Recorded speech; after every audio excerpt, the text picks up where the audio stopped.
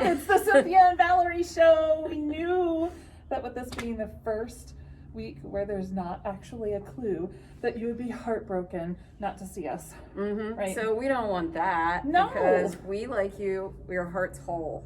Well, we're not releasing a pattern section early because we told you when we were going to release them, Right. and we're sticking to our schedule. We have a schedule. But we want to show something about this pattern for Yes. this time. Yes. we're going to give you a little sneak peek into the wonderful world of beads. And a lot of you have been asking us about beads, Yes. so we thought it would be a good time, you know, if you need to buy some, you can kind of think ahead. We know it's a little bit hard on this because it's a mystery, and the clues have different requirements for beads. We tried to keep the yarn requirements the same, but it was hard to keep the bead requirements the same. So we apologize for that, but we thought you would still like a little bit of information. Yes. So without further ado, I'm going to show you some beads. So the green bead is a size 5 or 6, and the little round iridescent one is a size 8. So there's quite a bit of difference in size on these beads. Yes. And it's super important that if you're doing Valerie's clue, you do want the 8. And if you're doing my clue, you probably don't want the 8. So just whatever the clue is you're choosing will really determine the size of the beads.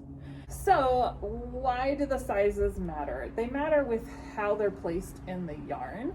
And so as you're doing your various leg 3 sections, if you are doing my leg 3 section, the beads are put a lot closer together, and so the smaller size is actually really important.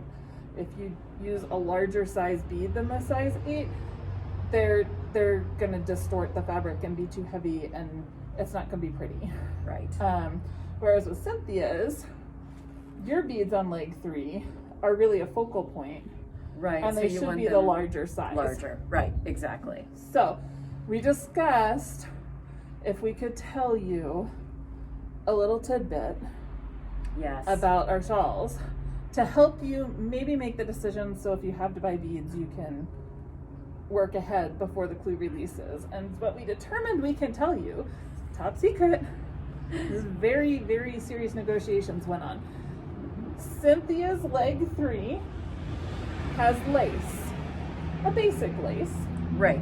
It's but it does use lace. right. And it's a lot fewer beads. My leg 3 is short rows, and really the beads are optional because you have 3 choices in my leg 3, and only one of them involves beads.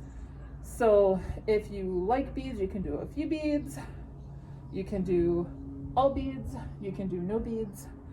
You got choices. So we're trying to give you a little tip here and help you out a little bit. Lace, fewer beads, bigger beads, versus short rows with smaller beads and any range from 0 to hundreds. And then there are those of you who are doing both shawls, so you're set. You just need all the beads. All the beads, unless All you the decide beads. in Valerie's that you don't want beads, and Right. then you don't need beads. So Which works for this section. yes. So yeah. So whatever you want to do, and honestly, if you're not a bead person, you can eliminate all the beads in the next section, Yes. and you're fine. Yes, So absolutely. yeah, it doesn't really matter. We just both happen to really like sparkle. One thing we should talk about too is that with the different size beads, there are kind of some different techniques for putting beads into your knitting. Yeah, Right. and probably, are we going to do the video next time when we release Yes. the pattern, right? That Yeah. will give you the specific techniques. Well, we'll have techniques, but in case you have to order tools, right? True. So Cynthia's preferred method is with a very fine crochet hook. About a size 10 steel hook. Yeah, so that has a very teeny tiny tip. If I put my finger behind it, hey, you can actually see it then. So this is a size 10. It's got a really fine hook on the end that can be inserted into the bead and then pull the yarn. For smaller beads, these dental floss threaders are really fabulous. And I brought one. I like actually being able to string my beads on the threader, and then it has this stiff little end. And I just got these at the pharmacy, CVS. I'm told there's a generic brand too that works. These were the ones I found, and I've enjoyed them.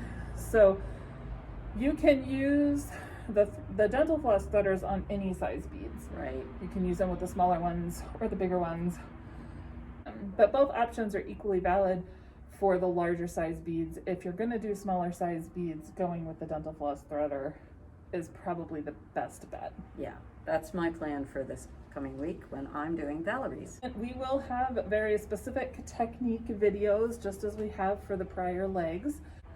So we'll be back next week, the 22nd of May. New clue. With a new clue. New videos with very specific directions on beading and lots more quirkiness. Yeah. So we will see you then. Have a good one.